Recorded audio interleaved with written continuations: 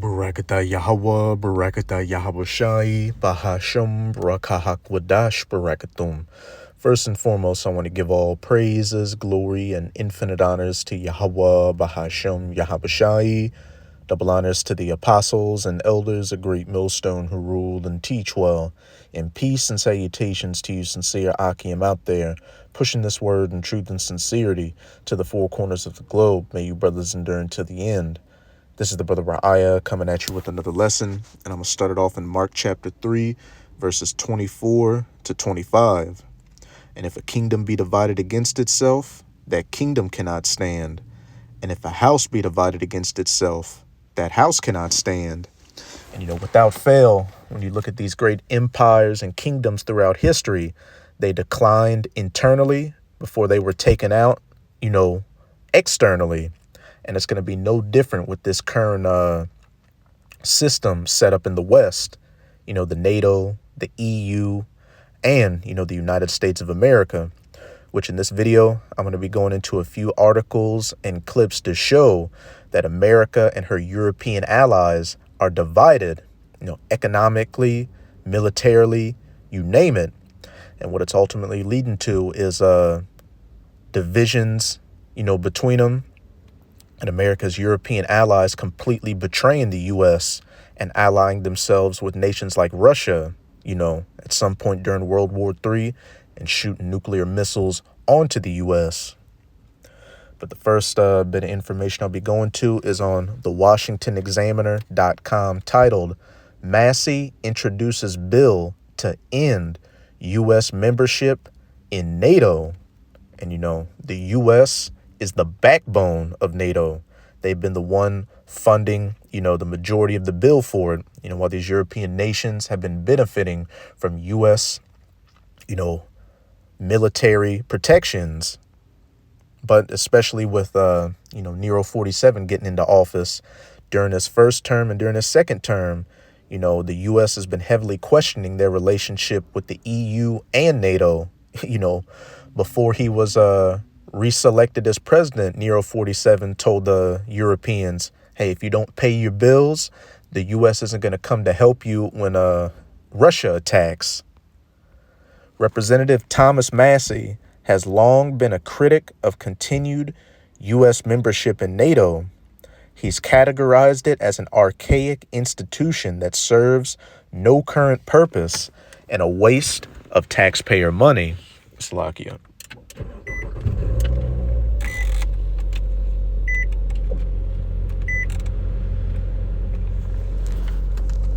On Tuesday, Massey introduced a bill to end the country's membership in NATO.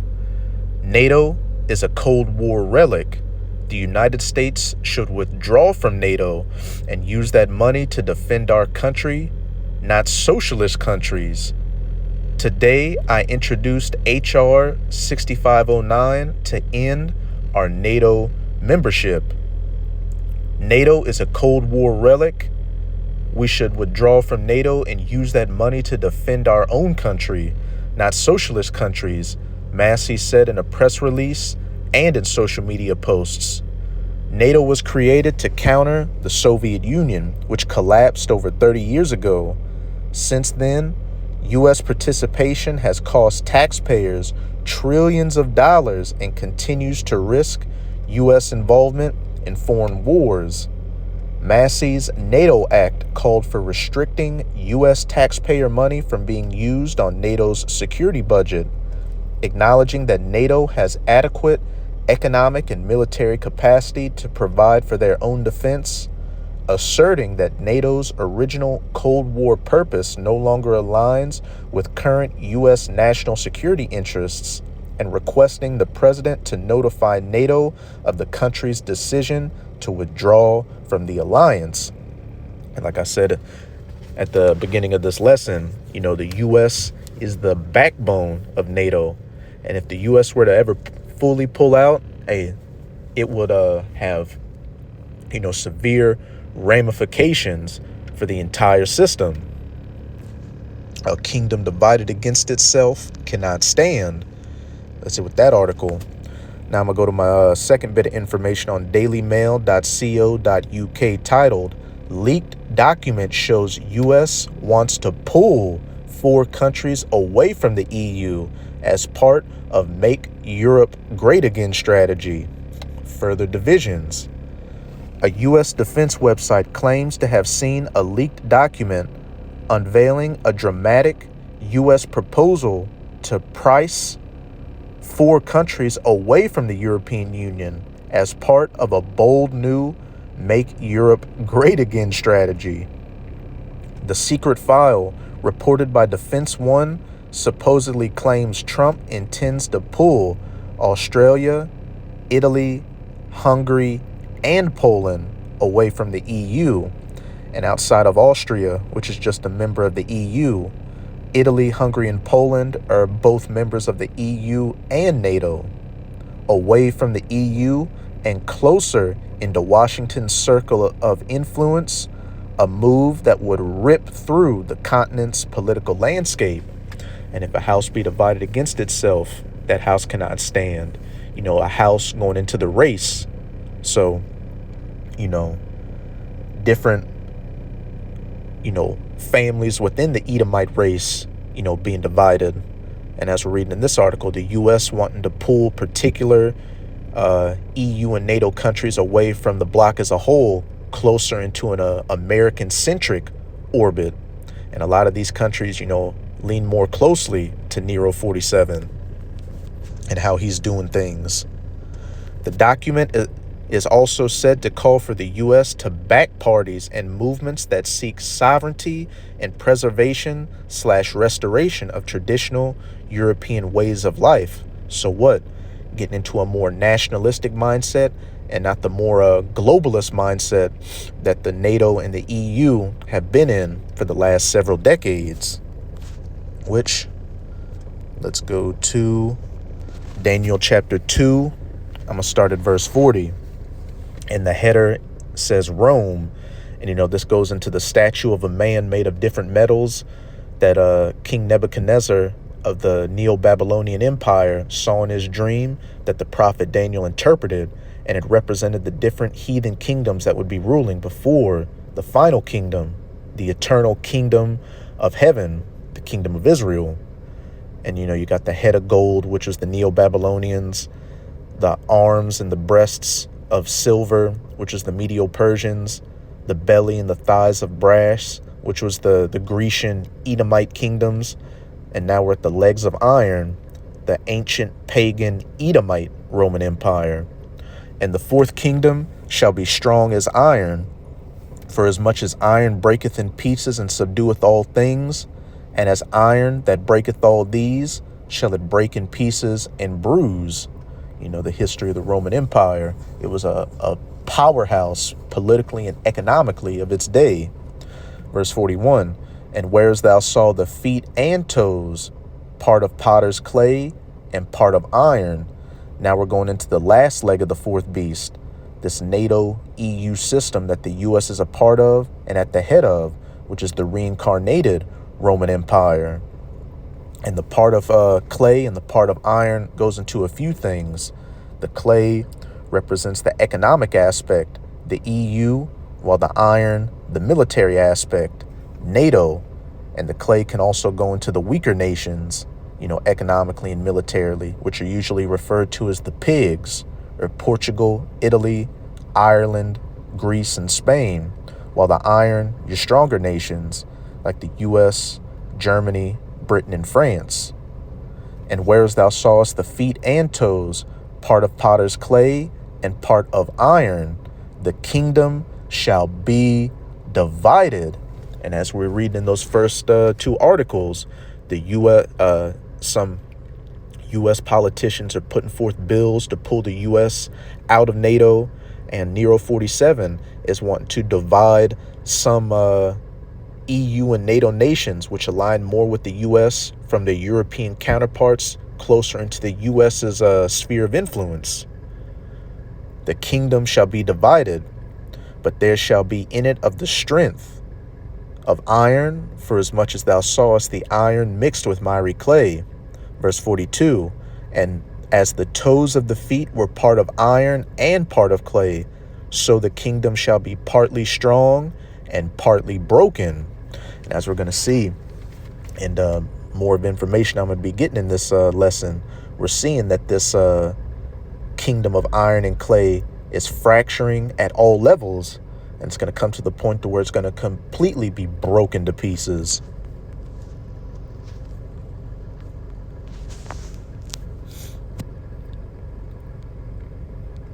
The supposed leak comes just a week after the release of the official 33-page national security strategy, which sparked debate for its stark warning that Europe faces civilizational erasure and for suggesting it is far from obvious whether certain European countries will remain reliable allies. Hey, a kingdom divided. The White House has since come out swinging, vehemently denying the claims as the leak triggered widespread alarm among European media outlets and spiraled across social platforms. A spokesman on Wednesday dismissed the claim outright, rejecting even the idea that an alternative version of the strategy existed. President Nero 47 is transparent and has signed a national security strategy that clearly directs the U.S. government to implement its established principles and priorities, White House Deputy Press Secretary Anna Kelly insisted. Nero 47's new doctrine paints, listen to this closely,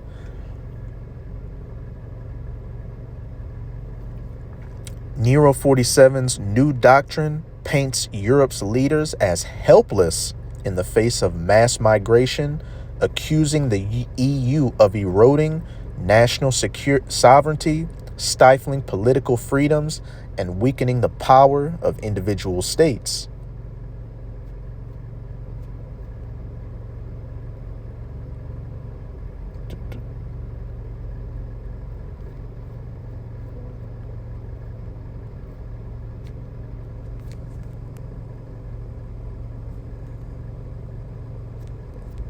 One paragraph I'm looking for in particular.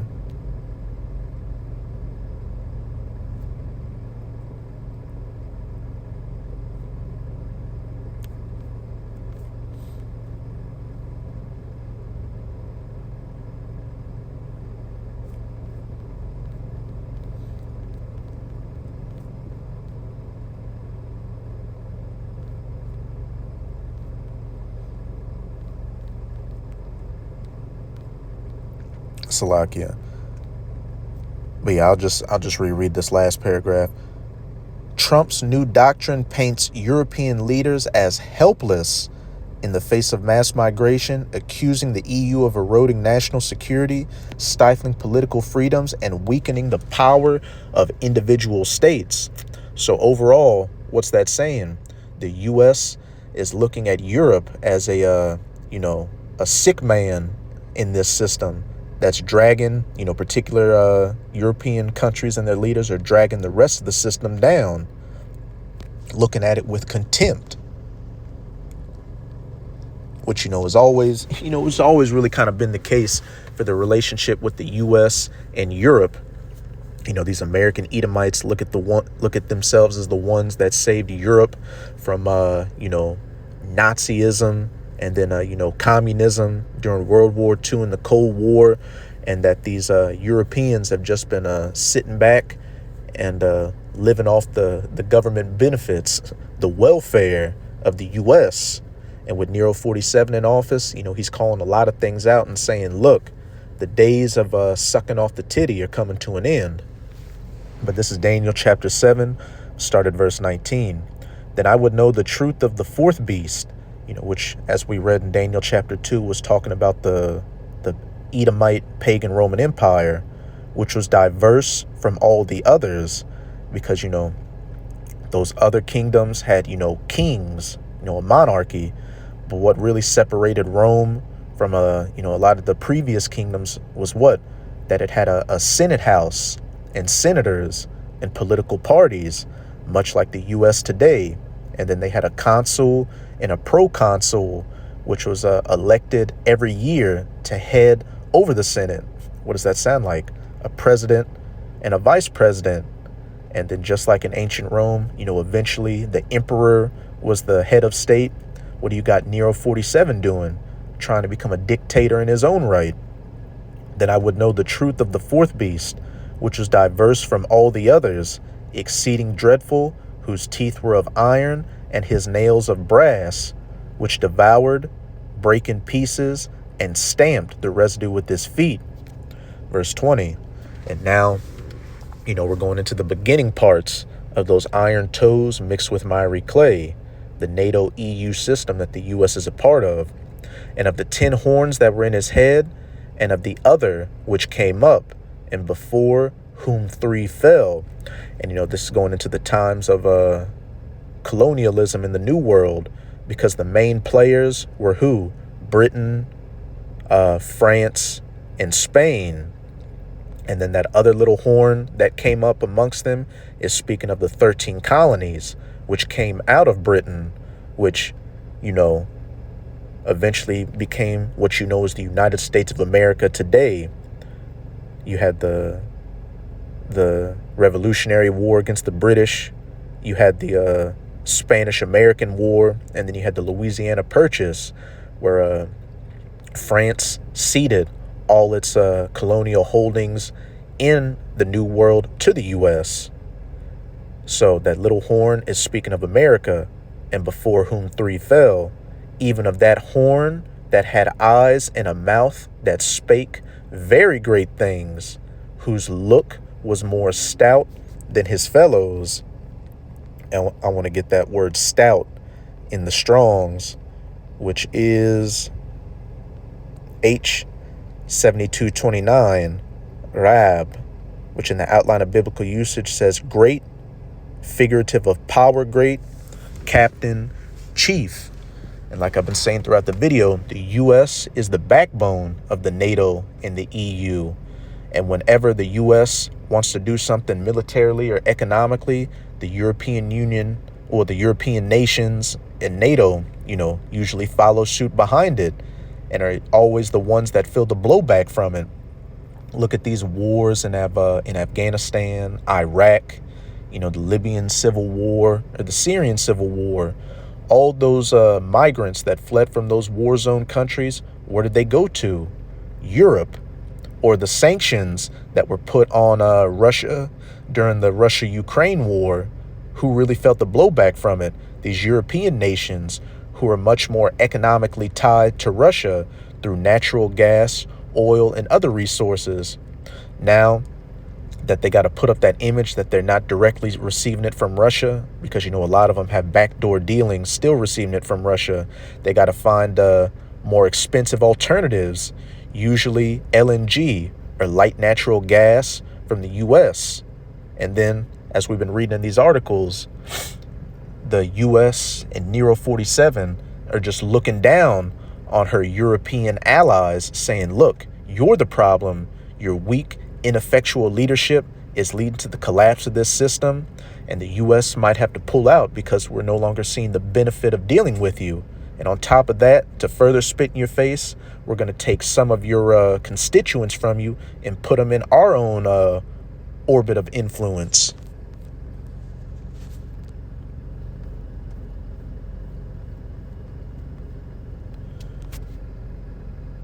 Even of that horn that had eyes and a mouth that spake very great things. Again, Nero 47's new doctrine paints Europe's leaders as helpless in the face of mass migration, accusing the EU of eroding national security, stifling political freedoms, and weakening the power of individual states. And, you can just look at Nero 47 in the face and just see he encapsulates that American prideful spirit. But that's it with this article. Now, let's go to the other side of the pond, so to speak, because while we've been going into information showing how the U.S. is looking down on the Europeans, now we're going to go into some information showing that the Europeans are doing their thing against the U.S., a house divided against itself. But the first bit of information is on Fox Business's YouTube channel. EU slapping fines on U.S. tech companies will be a big problem for them in long term, strategist says. This is a fair use copyright disclaimer. I do not own any of the footage in this clip, nor do I stand to gain from it monetarily. It is simply for educational purposes. Friends like these, who needs enemies? President Trump tearing into the European Union as it escalates its war on American technology. Shoot, American speech. And this is a quick side note, that Edomite lady in that yellow dress, they just need to put a bag on that hoe's head and take her off camera. European Union slapping Elon Musk X with a massive 120 million euro fine, claiming the platform broke transparency rules. Elon Musk says regulators wanted the company to censor its users. He refused. But X is hardly the only one to be shaken down by our European allies. That's a question mark. In fact, the EU made more money fining American technology companies than it did collecting income taxes from its own tech companies back in 2024. This is censorship, and it can shove this where the sun does not shine. 1,000. And hey, you know, with these tariffs and trade, with these tariffs, you know, that the U.S. has been putting on, her own European allies, which, you know, with my line of work, I'm seeing the effects of it. You know, places my business deals with are, have been questioning the products we sell lately because a lot of them come from Europe and the prices have been going up. So, you know, they're getting hesitant about it. But in retaliation of that, what are we seeing? The EU slapping fines on U.S. tech 100%. companies. I think this is, these are our allies. Like, I think you started this off exactly right. If you have friends like this who needs enemies, this is not the way that we should be behaving, and we don't want to encourage censorship. But you look at the EU and they're in real trouble. I mean, how else are they going to raise money? They don't have the tax base, they don't have innovation, they don't have what else is coming, so they have to. They have no source of income except for fines. Their fines are greater than tax income. That says something about the environment that they've created, and they should probably look elsewhere to create more business-friendly environments so people actually want to do business there. This is going to... Like I was saying earlier, a lot of these European countries had lucrative economic ties with Russia, but now that on the surface, you've got these sanctions and they can't be dealing with Russia like that, they're hurting. So, as she said, they need to look... might need to start looking for alternatives to make money. Well, the U.S. at every turn, screws up, lucrative deals these European countries have with countries that are hostile to the U.S. So what? They're having to, throw fines and other things to scrape about some change.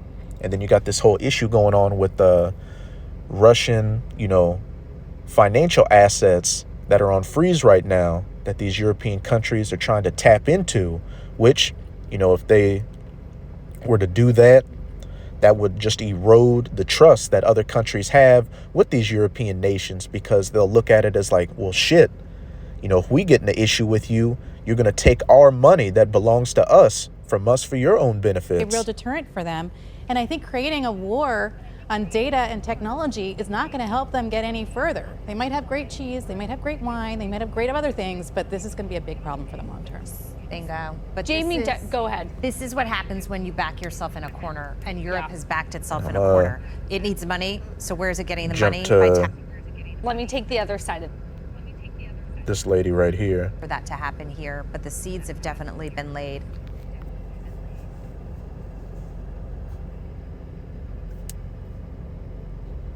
I guess let me take the other side of that. I'm a little bit more glass half full when I think of people like Jensen Huang, who were originally a have-nots and then innovated their way into becoming a have. That gives me a lot of hope.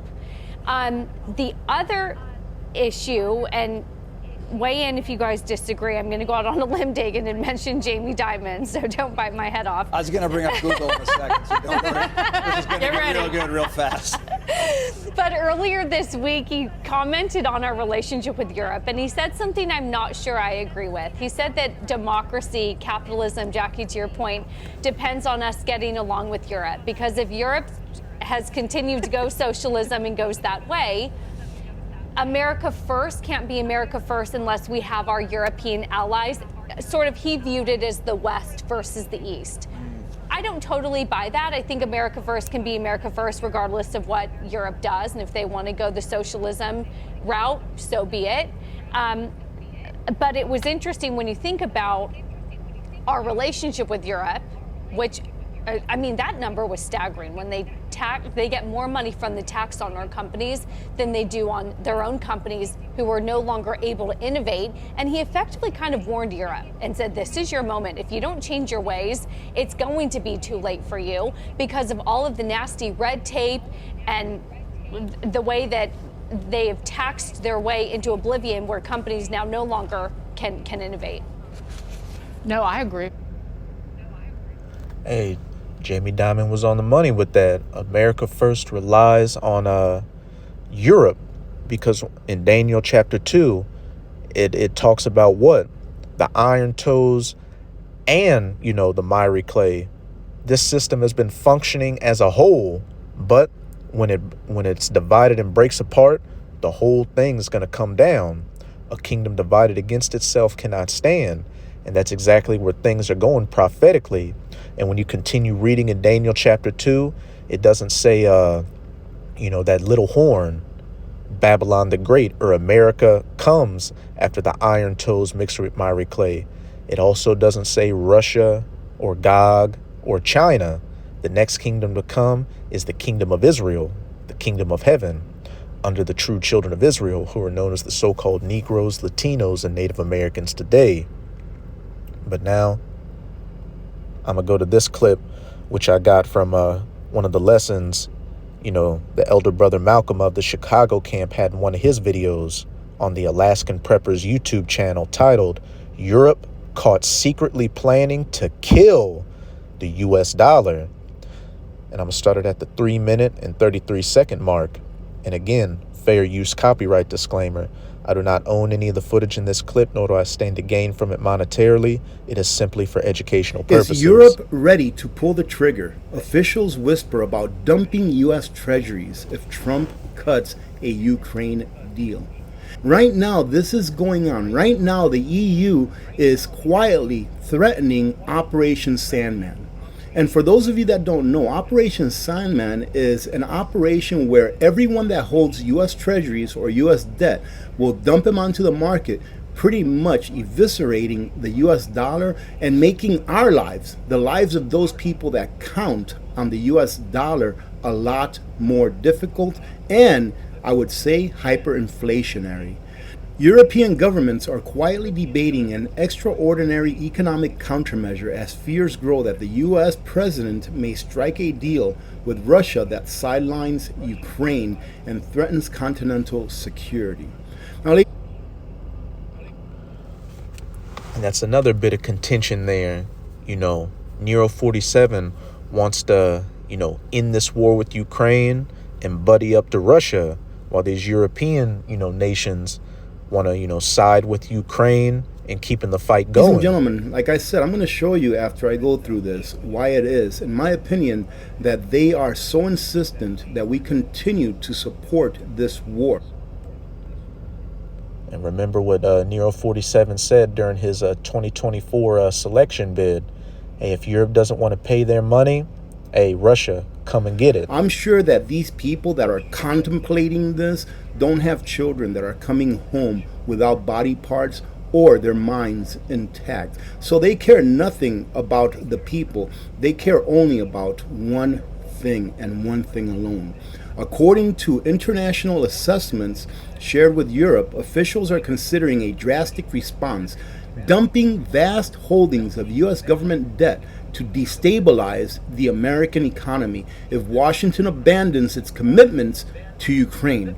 So they're pretty much trying to hold the United States of America hostage, saying, you better support this war, or we're going to go ahead and dump all these treasuries and eviscerate your economy and your financial system. If they dump their treasuries, ladies and gentlemen, Operation Sandman, all right, an operation where U.S. treasuries are dumped all at once in order to cause as much pain on the economy and the United States citizens as they can so that we can bend to their will. Now, Let's go to the book of Obadiah, chapter 1, which is only one chapter. I'm going to read verse 1 and jump down to verse 7. And this whole book is dedicated to the judgment and the downfall of you Edomites, so-called white people. And the header reads, Edom will be humbled. The vision of Obadiah, thus saith the Lord Yahweh concerning Edom. We have heard a rumor from Yahweh, and an ambassador is sent among the heathen. Arise ye, and let us rise up against her in battle. And you can see a lot of these different heathen nations are getting prepared militarily to go against the West. Chiefly the U.S. and the state of the 1948ers. Now I'm going to jump down to verse 7. All the men of thy confederacy, or your allies, have brought thee even to the border. The men that were at peace with thee have deceived thee and prevailed against thee. As we saw in that Fox News clip, you got European nations throwing fines on U.S. tech companies. And as we're seeing in this Alaskan prepper clip, they've got something called Operation Sandman, which would see European nations dumping U.S. dollar and treasury bonds, eroding the value of the dollar. They that eat thy bread, receiving all this economic and military support for NATO and the EU from the U.S., they that eat thy bread have laid a wound under thee. Operation Sandman, and then eventually America's European allies completely turning against her and allying themselves with Russia and turning those very same weapons against the U.S. There is none understanding in him. The United States of America, in my opinion, and Well, that's it with this clip. But before I go to my next bit of information, I'm going to go back to this article because what was the main friction that Alaskan Prepper said was, what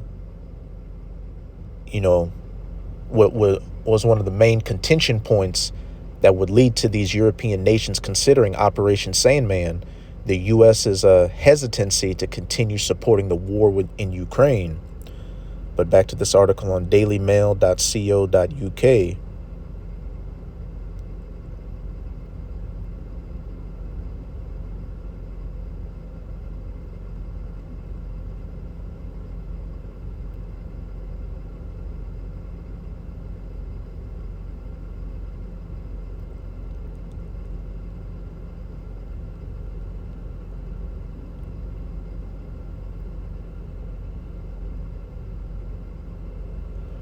To add fuel to the fire, the U.S. president reposted a New York Post article on his Truth Social platform with the headline, Impotent, Europeans can only fume as Nero 47 rightly sidelines them from Ukraine deal.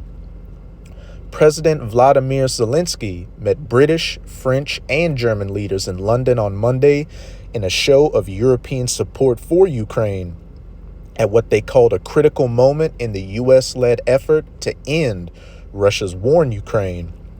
The high-level talks followed fiery comments from Nero 47, who accused the Ukrainian leader of dragging his feet over the peace deal. I have to say that I'm a little bit disappointed that President Zelensky hasn't yet read the proposal, the U.S. leader said to reporters in Washington at the Kennedy Center on Sunday night.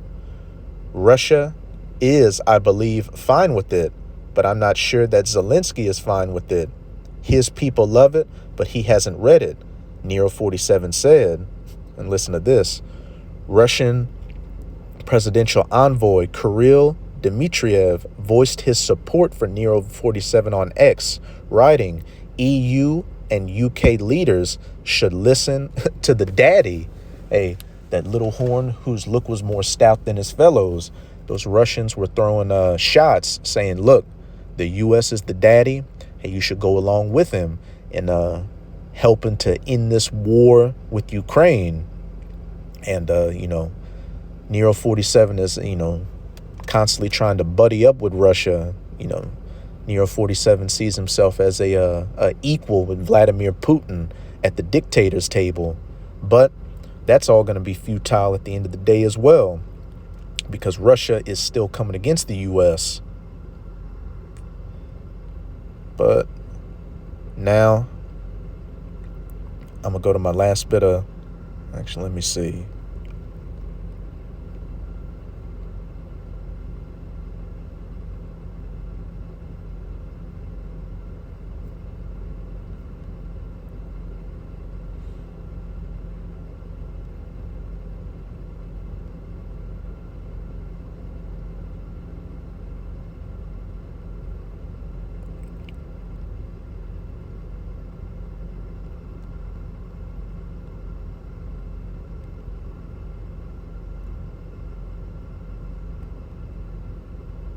Yeah, I said with that article. But now I'm going to go to this video. Well, I think from the best way to start, Max, is to know that the Sarah reason Love Crockett's YouTube channel titled "Russia is Closing In, Europe Has No Army," Professor John Mearsheimer says. Started at the 30-minute and 50-second mark, which I would recommend, you sincere Akim and Aquath go and watch this whole video because it's got a lot of good information from it. But what John Mearsheimer, is saying that, if the U.S. fully pulls out from supporting Ukraine, that Russia, Russia is already looking to win that conflict, is just going to make it that much easier for them, because these European nations, the NATO nations, have third-rate armies that can't compare, to Russia, showing just how much support, these Western countries need from the U.S. But again, a fair use copyright disclaimer. I do not own any of the footage in this clip, nor do I stand to gain from it monetarily. It is simply for educational purposes. the situation that we're now in is, in my opinion, catastrophic. I was just going to say, it's not a very happy scenario you're painting. Well, I would ask you, what's the happy ending here? What am I missing? How does this one work out? Is there a deal to be cut between the Russians on one side and the Europeans and the Ukrainians and the Americans on the other side? Did Trump just miss the obvious deal? I think the answer is no. There is no deal to be cut at this point in time. Once you did not settle this war at Istanbul and it escalated into a war of attrition, you were going to end up with a catastrophic situation, which is what has happened. Let's let's discuss a hypothetical situation. Let's discuss, this is far off, but the German government comes to power that looks for better relations with, or tries to improve relations with Russia. The major opposition party is at least there's hints, there's an internal debate going on there also, but let's say Germany pivots and wants better relations again, like the Schröder times.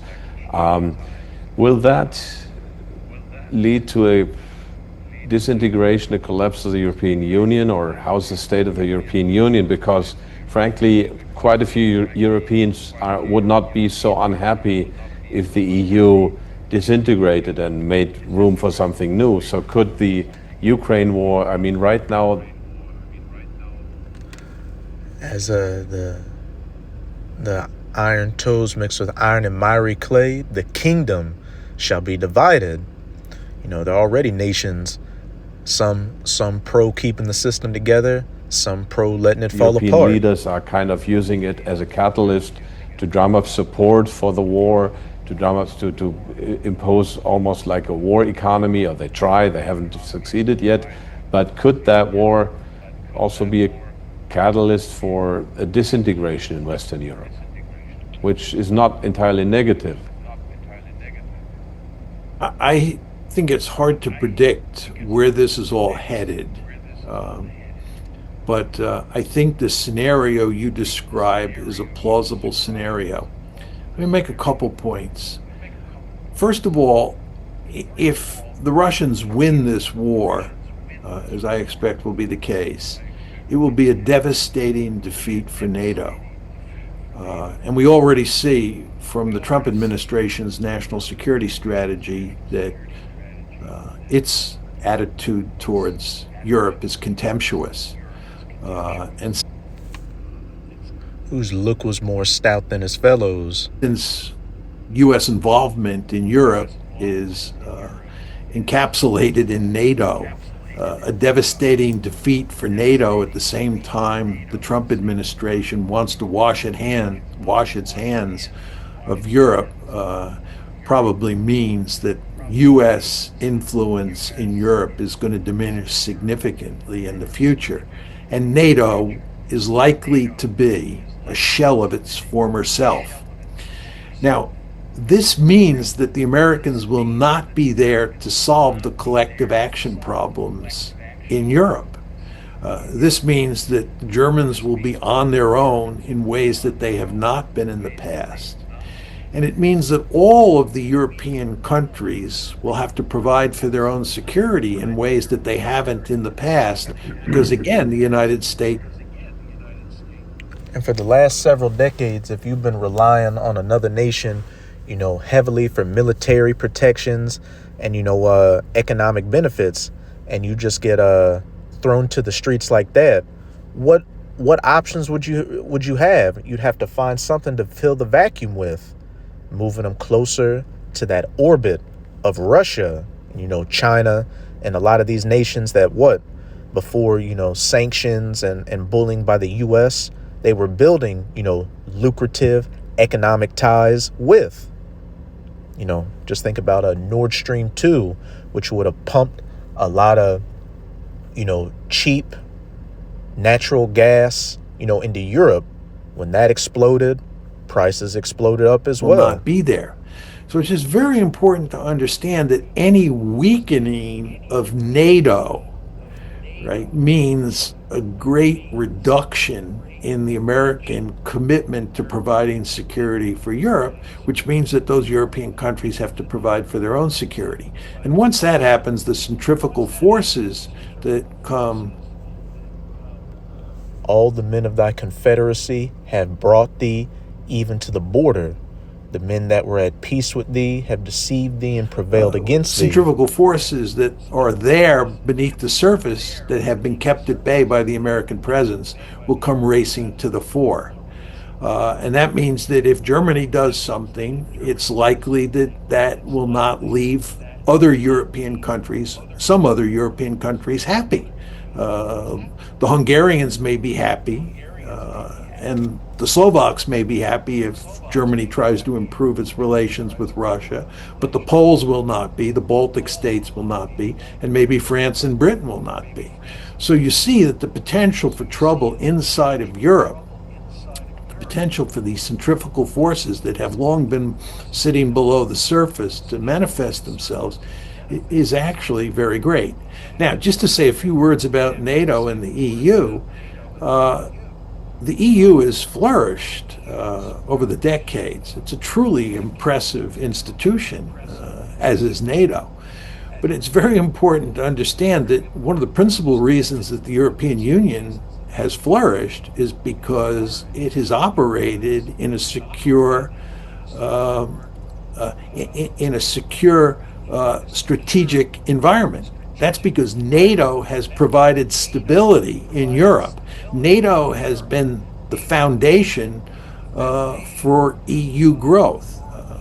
And if you take NATO away, that's going to cause all sorts of problems for the EU, because NATO is the bedrock on which the EU is built. So keep that statement in mind. We're going to come back to it later. NATO is the bedrock or the backbone on which the EU is built. The EU resting on the back of NATO. I would argue that given what's happening in Ukraine and given the Trump administration's attitude towards Europe, I think that NATO is going to be greatly weakened over time. The American military footprint in Europe is going to shrink, and this is going to have negative consequences for the European Union. And of course, this gets to my more general point that what you will see happen is that countries in Europe will be more on their own than they have been in a very, very long time. For a country like Germany, this goes back to about 19. What that's ultimately going to lead to is America's European allies turning against her at some point during World War III and allying themselves with the bear, Russia. But now let's get back to these precepts. This is Jeremiah chapter 50. I'm going to start at verse 9. For lo, I will raise and cause to come up against Babylon, Babylon the Great, the United States of America, an assembly of nations from the north country being Russia, because what's north of the U.S., the Arctic Ocean, and then Russia. And I've, done many videos in the past showing that Russia is building up, back up its military assets, nuclear capable in that Arctic Ocean region, and that Russia shooting missiles across the north, to reach the U.S. would be the shortest trajectory time for those missiles to hit the U.S. And that assembly of great nations from the North country are not just Russia's allies like, China, North Korea or Iran, but America's own allies, which are going to turn against her and ally themselves with the North country. And they shall set themselves in array against her. They have laid a wound under thee. The men that eat thy bread have laid a wound under thee. From thence she shall be taken. Their arrows shall be as of a mighty expert man. None shall return in vain. And those arrows symbolize those nuclear missiles, because that's the best way the prophets could describe these visions that they saw thousands of years ago with weapons of war they knew during their times. Because when you look at a missile, what does it look like? An arrow. This is Revelation chapter 17, verse 16. And the 10 horns, which represent the EU, the European Union, beginning with the first 10 common markets of the EU, back when it was known as the European Economic Community, which thou sawest upon the beast, NATO. And remember what John Mearsheimer said.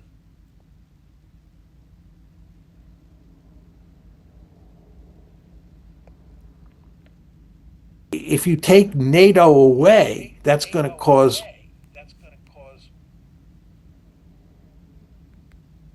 and if you take NATO away, that's going to cause all sorts of problems for the EU, because NATO is the bedrock on which the EU is built. NATO is the bedrock on which the EU is built. And the 10 horns which thou sawest upon the beast, the EU upon NATO, the bedrock, these shall hate the whore that rides on top of the whole system, the United States of America, which when you go to the first couple of verses of this chapter, it speaks of mystery Babylon, the mother of harlots. These shall hate the whore and shall make her desolate and naked, and shall eat her flesh and burn her with fire from those nuclear tipped arrows.